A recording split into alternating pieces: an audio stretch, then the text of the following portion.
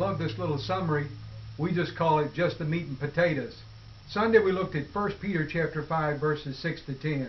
Just want to get at the heart of the matter. The heart of the matter is really verse 7, which says we're challenged to cast all of our cares upon the Lord.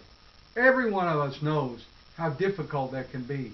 The text kind of confirms that when it says God will answer in due time and uses the word kairos instead of chronos, which means may not be on the clock, but at the right time, in the right place, in the right way. And it's hard to wait for that.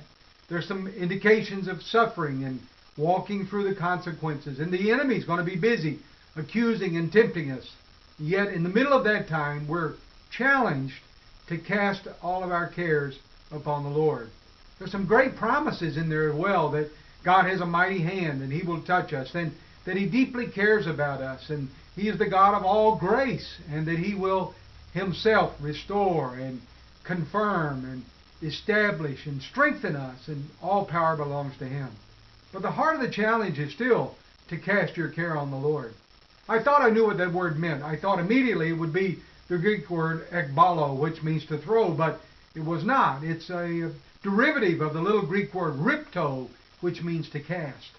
The real difference between ekbalo and ripto is the intensity and the quickness with which you throw it, so that ripto literally means to immediately and quickly throw it off, get it off of you. Wow, I begin to think about what life would be like if we so quickly, immediately almost, when the burdens and the problems of life got the best of us, we would merely cast them off, throw them quickly away from us. What a tremendous opportunity and challenge that would be for all of us to live in that kind of way. It actually means you see an expansion of that idea in verse 9, where it talks about literally to resist the devil and to stand firm in your faith. That's what ripto is. It's resisting the devil and standing firm in your faith. In that moment, casting your care upon the Lord. One of the real practical pieces that I loved was that the word ripto is also used for merely blinking your eyes.